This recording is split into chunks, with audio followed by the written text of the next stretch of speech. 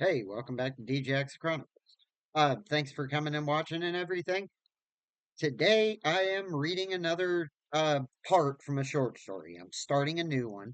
I know that's silly. I've got another one that I haven't finished, but that one's crazy. This one is too, though. This is At the Mountains of Madness by H.P. Lovecraft. One of my favorite people as far as writers go. Um, he's in a list. I don't even want to go into it, but this is the first part of a 12-part uh, short story that's about a crazy expedition that occurred in the 1930s.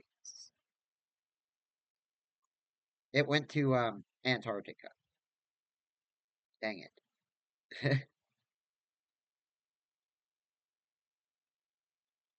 Here you go.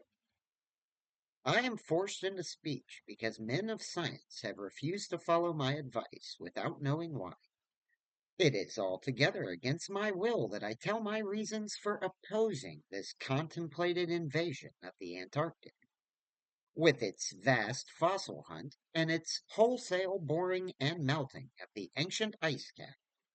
And I am the more reluctant because my warnings may be in vain. Doubt of the real facts, as I must reveal them, is inevitable. Yet, if I suppress what will seem extravagant and incredible, there would be nothing left. The hitherto withheld photographs, both ordinary and aerial, will count in my favor, for they are damnably vivid and graphic. Still, they will be doubted because of the great lengths to which clever fakery can be carried. The ink drawings, of course, will be jeered at as obvious impostures, notwithstanding a strangeness of technique which art experts ought to remark and puzzle over. In the end, I must rely on the judgment and standing of the few scientific leaders who have, on the one hand, sufficient independence of thought to weigh my data on its own hideously convincing merits, or in the light of certain primordial and highly baffling myth cycles, and on the other hand, sufficient influence to deter the exploring world in general from any rash and over-ambitious program in the region of those mountains of madness. It is an unfortunate fact that my relatively obscure men like myself and my associates, connected only with a small university, have little chance of making an impression where matters of a wildly bizarre or highly controversial nature are concerned. It is further against us that we are not, in the strictest sense, specialists in the field which came primarily to be concerned. As a geologist, my object in leading the Miskatonic University expedition was wholly that of securing deep level specimens of rock and soil from various parts of the Antarctic continent, aided by the remarkable drill device of Professor Frank H. Peabody of our engineering department. I had no wish to be a pioneer in any other field than this. But I did hope that the use of this new mechanical appliance at different points along previously explored paths would bring to light materials of a sort hitherto unreached by the ordinary methods of collection. Peabody's drilling apparatus, as the public already knows from our reports, was unique and radical in its lightness, portability, and capacity to combine the ordinary artisan drill principle with the principle of the small circular rock drill in such a way as to cope quickly with strata of varying hardness. Steel head, jointed rods, gasoline motor, collapsible wood derrick, dynamiting paraphernalia, cording, rubbish removal auger, and sectional piping for bores 5 inches wide, and up to 1,000 feet deep, all formed with needed accessories. No greater load than 3 7-dog sledges could carry. This being made possible by the clever aluminum alloy of which most of the metal objects were fashioned. 4 large Dornier airplanes, designed especially for the tremendous altitude flying necessary on the Antarctic plateau, and with added fuel warming and quick starting devices worked out by Peabody, could transport our entire expedition from a base at the edge of the Great Ice Barrier to various suitable inland points. And from these points, a sufficient quota of dogs would serve us. We plan to cover as great an area as one Arctic season, or longer if necessary, would permit, operating mostly in the mountain ranges and on the plateau south of Ross Sea, regions explored in varying degree by Shackleton, Amundsen, Scott, and Burt, with frequent changes of camp made by airplane, and involving distances great enough to be of geological significance. We expected to unearth a quite unprecedented amount of material, especially in the Precambrian strata, of which so narrow a range of Antarctic specimens had previously been secured. We wished also to obtain as great as possible a variety of the upper fossiliferous rocks, since the primal life history of this bleak realm of ice and death is one of the highest importance to our knowledge of the Earth's past. That the Antarctic continent was once temperate and even tropical, with a teeming vegetable and animal life, of which the lichens, marine fauna, arachnida, and penguins of the northern edge are the only survivalists, is a matter of common information, and we hope to expand that information in variety, accuracy, and detail. When a simple boring revealed fossiliferous signs, we would enlarge the aperture by blasting in order to get specimens of suitable size and condition.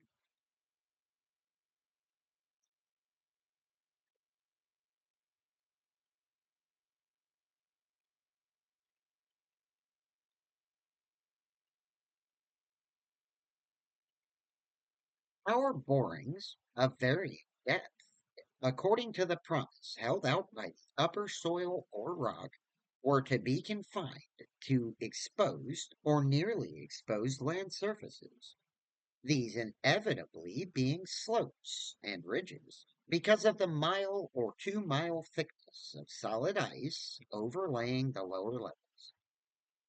We could not afford to waste drilling depth on any considerable amount of mere glaciation, though Peabody had worked out a plan for sinking copper electrodes in thick clusters and of borings and melting off limited areas of ice with current form okay with current from a gasoline driven dynamo. It is this plan which we could not put into effect except experimentally on an expedition such as ours, that the coming Starkweather Moor expedition proposes to follow, despite the warnings I have issued since our return from the Antarctic. The public knows of the Miskatonic expedition through our frequent wireless reports to the Arkham Advertiser and Associated Press, and through the later articles of Peabody and myself. We consisted of 4 men from the university: Peabody, Lake of the biology department, Atwood of the physics department, also a meteorologist, and I, representing geology and having nominal command, besides 16 assistants, 7 graduate students from Miskatonic, and 9 skilled mechanics. Of these 16, 12 were qualified airplane pilots, all but 2 of whom were competent wireless operators. 8 of them understood navigation with compass and sextant, as did Peabody, Antwood, and I. In addition, of course, our 2 ships, wooden ex-whalers, reinforced for ice conditions, and having auxiliary steam, were fully manned. The Nathaniel Derby Pickman Foundation, aided by a few special contributions, financed the expedition. Hence, our preparations were extremely thorough despite the absence of great publicity. The dogs, sledges,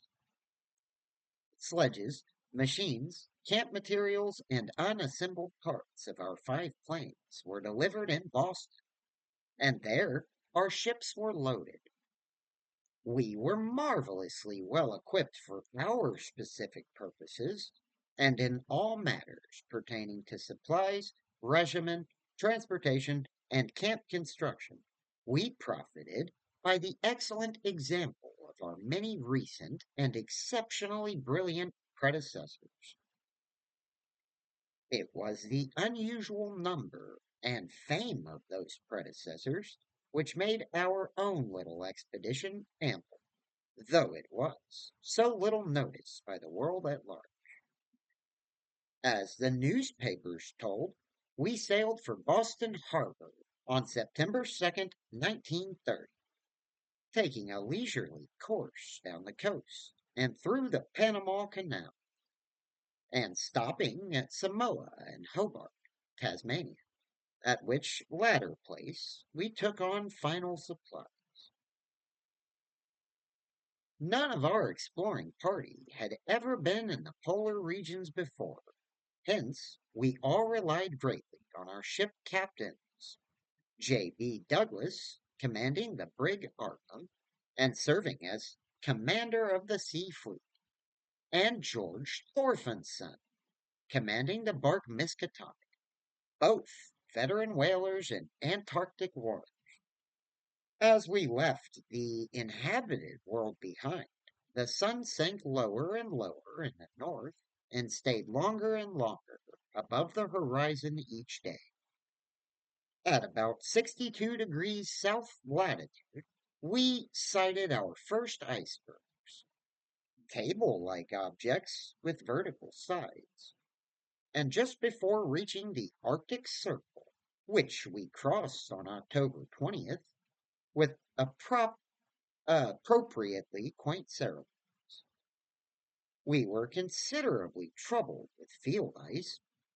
The falling temperature bothered me considerably after our long voyage through the tropics, but I tried to brace up for the worst rigors to come.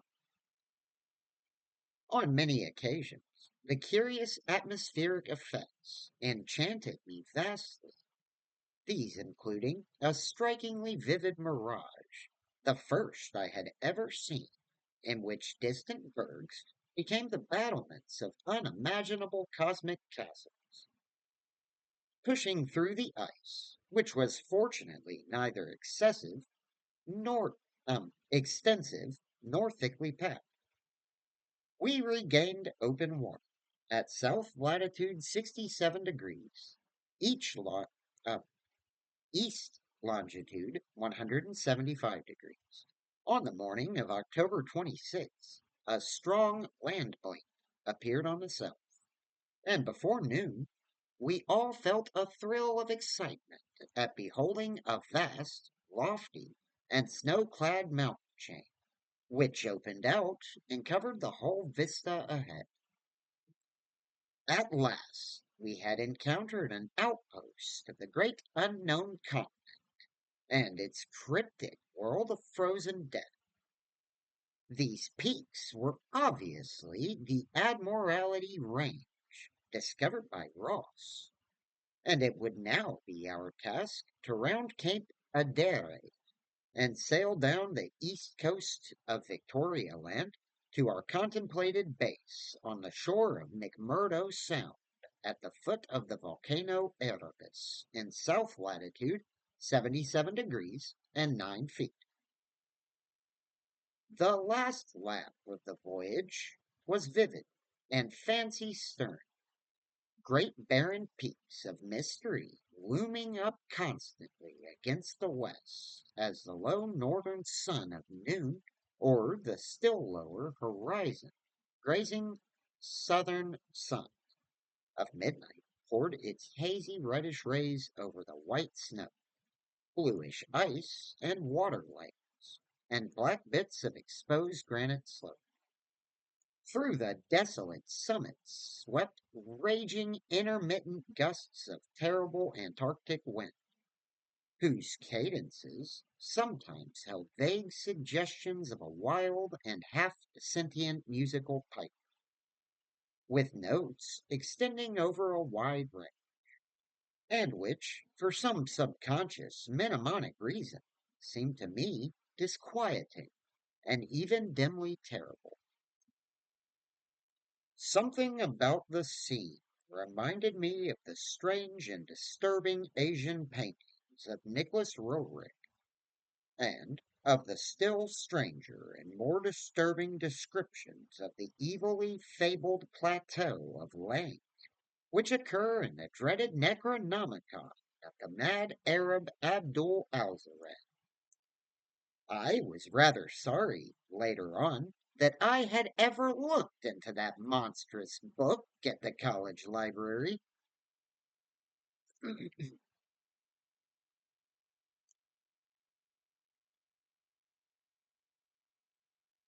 On the 7th of November, sight of the westward range having been temporarily lost, we passed Franklin Island, and the next day descried the cones of mountains, Erebus and Terror, on Ross Island ahead, with the long line of the Perry Mountains beyond. There now stretched off to the east the low white line of the great ice barrier, rising perpendicularly to a height of 200 feet, like the rocky cliffs of Quebec, and marking the end of southward navigation. In the afternoon, we entered McMurdo Sound and stood off the coast in the lee of smoking Mount Erebus. The Scoraic Peak towered up some 12,700 feet against the eastern sky, like a Japanese print of the sacred Fujiyama, while beyond it rose the white, ghost-like heights of Mount Terror, 10,900 feet in altitude, and now extinct as a volcano. Puffs of smoke from Erebus came intermittently, and one of the graduate assistants, a brilliant young fellow named Danforth, pointed out what looked like lava on the snowy slope, remarking that this mountain, discovered in 1840, had undoubtedly been the source of Poe's image when he wrote 7 years later of the lavas that restlessly roll their sulphurous currents down Yanek in the ultimate climbs of the pole, that groan as they roll down Mount Yanek in the realms of the boreal pole. Danforth was a great reader of bizarre material and had talked a good deal of Poe. I was interested myself because of the Antarctic scene of Poe's only long story, the disturbing and enigmatical Arthur P. Gordon Pym, on the barren shore and on the lofty ice barrier in the background. Myriads of grotesque penguins squawked and flapped their little fins, while many fat seals were visible on the water, swimming or sprawling across large cakes of slowly drifting ice. Using small boats, We faced a difficult landing on Ross Island shortly after midnight on the morning of the night, carrying a line of cable from each of the ships and preparing to unload supplies by means of a breeches buoy agreement. Our sensations on first treading Antarctic soil were poignant and complex, even though at this particular point the Scott and Shackleton expeditions had preceded us. Our camp on the frozen shore below the volcano's slope was only a provisional one, headquarters being kept aboard the Ark. We landed all of our drilling apparatus, dogs, sledges, tents, provisions, gasoline tanks, experimental ice melting outfit, cameras, both ordinary and aerial, airplane parts, and other accessories, including three small portable wireless outfits, besides those in the planes, capable of communicating with the Arkham's large outfit from any part of the Antarctic continent that we would be likely to visit. The ship's outfit, communicating with the outside world, was to convey press reports to the Arkham Advertiser's powerful wireless station on Kingsport Head, Massachusetts.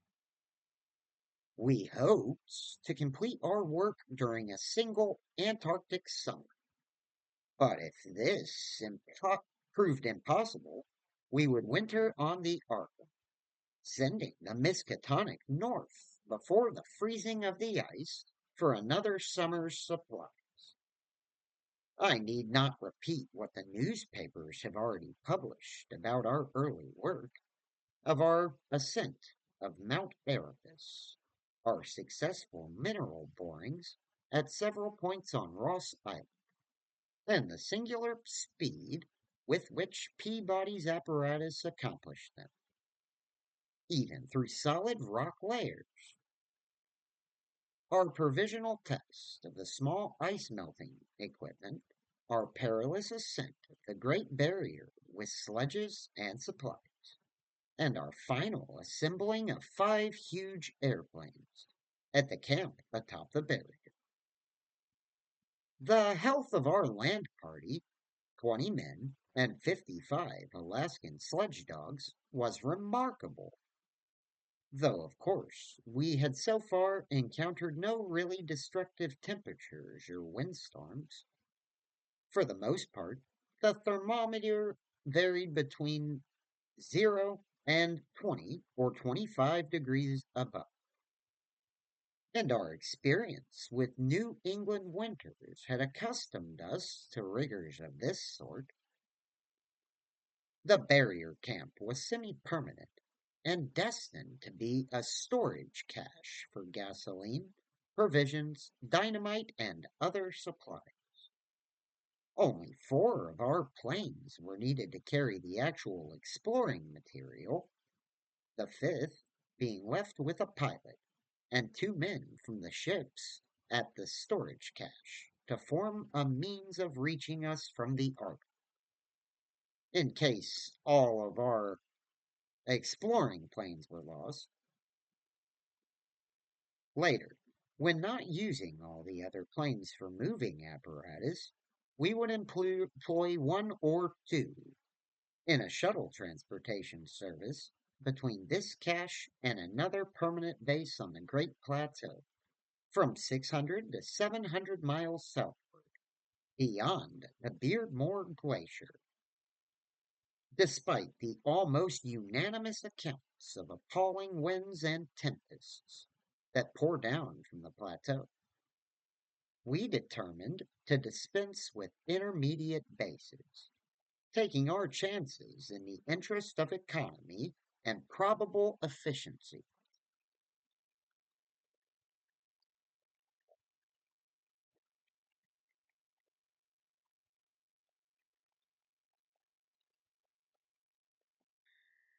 Wireless reports have spoken of the breathtaking 4-hour nonstop flight of our squadron on November 21st over the lofty shelf ice, with vast peaks rising on the west, and the unfathomed silences echoing to the sounds of our engines. Wind troubled us only moderately, and our radio compasses helped us through the one opaque fog we encountered. When the vast rise loomed ahead, between latitudes 83 degrees and 84 degrees, we knew we had reached Beardmore Glacier, the largest valley glacier in the world, and that the frozen sea was now giving place to a frowning and mountainous coastline. At last, we were truly entering the white, eon dead world of the ultimate self. And even as we realized it, we saw the peak of Mount Nansen in the eastern distance, towering up to its height of almost 15,000 feet. The successful establishment of the southern base above the glacier in latitude 86 degrees and 7 feet, east longitude 174 degrees and 23 feet, and the phenomenally rapid and effective borings and blastings made at various points, reached by our sledge trips and short airplane flights, are matters of history, as in the arduous and triumphant ascent of Mount Nansen by Peabody and two of the graduate students, Gedney and Carroll, on December 13th to 15th. We were some 8,500 feet above sea level, and when experimental drillings revealed solid ground only 12 feet down through the snow and ice at certain points, we made considerable use of the small melting apparatus and sunk ores and performed dynamiting at many places where no previous explorer had ever thought of securing mineral specimens. The Precambrian granites and Beacon sandstones thus obtained confirmed our belief that this plateau was homogeneous with the great bulk of the continent to the west, but somewhat different from the parts lying eastward below South America, which we then thought to form a separate and smaller continent divided from the larger one by a frozen junction of Ross and Weddell Sea. Though Bird has since disproved the hypothesis, in certain of the sandstorms, dynamited and chiseled after boring revealed their nature, we found some highly interesting fossil markings and fragments, notably ferns, seaweeds, trilobites, crinoids, and such mollusks as linguale and gastropods, all of which seemed real significance in connection with the region's primordial history. There was also a queer triangular striated mark about a foot in greatest diameter, which Lake pieced together from three fragments of slate, brought up from a deep blasting aperture. These fragments came from a point to the westward, near the Queen Alexandra Range, and Lake, as a biologist, seemed to find their curious markings unusually puzzling and provocative. Ooh, and provocative, though to my geological eye, it looked not unlike some of the ripple effects reasonably common in the sedimentary rocks, since slate is no more than a metamorphic formation into which a sedimentary stratum is pressed. And since the pressure itself produces odd distorting effects on any markings which may exist, I saw no reason for extreme wonder over the striated depression. On January 6, 1931, Lake, Peabody, Danforth, and 6 of the students, 4 mechanics, and I flew directly over the South Pole and 2 of the Great Plains, being forced down once by a sudden high wind, which, fortunately, did not develop into a typical storm. This was, as the papers have stated, one of the several observation flights, during others of which we tried to discern new topographical features in areas unreached by previous explorers. Our early flights were disappointing in this latter respect, and though they afforded us some magnificent examples of the richly fantastic and deceptive mirages of the polar regions, of which our sea voyage had given us some brief foretastes. Distant mountains floated in the sky as enchanted cities, and often the whole white world would dissolve into a gold, silver, and scarlet land of Donsonian dreams and adventurous expectancy under the magic of the low midnight sun. On cloudy days, we had considerable trouble in flying, owing to the tendency of snowy earth and sky to merge into one mystical opalescent void with no visible horizon to mark the junction of the two.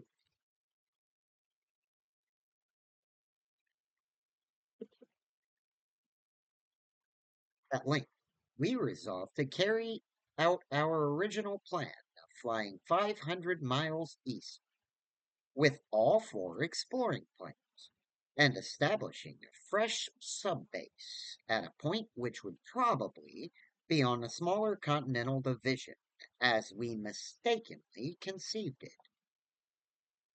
Geological specimens obtained there would be desirable for purposes of comparison. Our health, so far, had remained excellent, lime juice well offsetting the steady diet of tinned and salted food, and temperatures generally above zero, enabling us to do without our thickest furs. It was now midsummer, and with haste and care, we might be able to conclude work by March and avoid a tedious wintering through the long Antarctic night. Several savage windstorms had burst upon us from the west, but we had escaped damage through the skill of Antwood in devising rudimentary airplane shelters and windbreaks of heavy snow blocks, and reinforcing the principal camp buildings with snow. Our good luck and efficiency had indeed been almost uncanny. The outside world knew, of course, of our program, and was told also of Lake's strange and dogged insistence on a westward, or rather northwestward, prospecting trip before our radical shift to the new base. It seemed he had pondered a great deal, and with alarmingly radical daring, over that triangular straitiated marking in the slate, reading into it certain contradictions in nature and geological period which whetted his curiosity to the utmost, and made him avid to sink more borings and blastings in the west stretching formation to which the exhumed fragments evidently belonged. He was strangely convinced that the marking was the print of some bulky, unknowable, and radically unclassifiable organism of considerably advanced evolution, notwithstanding that the rock which bore it was of so vastly ancient a date, Cambrian, if not actually Precambrian, as to preclude the probable existence not only of all highly evolved life, But if any life at all above the unicellular or, at the most, the trilobite stage. These fragments, with their odd markings, must have been 500 million to 1,000 million years old. Thank you so much for watching the video. And really quick, what the heck is 1,000 million years old? Anyway, thank you so much for watching DJack's Chronicles, and I hope you enjoyed the video. I did the best that I possibly could, and I really think I did better than my last 4 attempts. So, this is a video. Please subscribe and stuff. That would be helpful.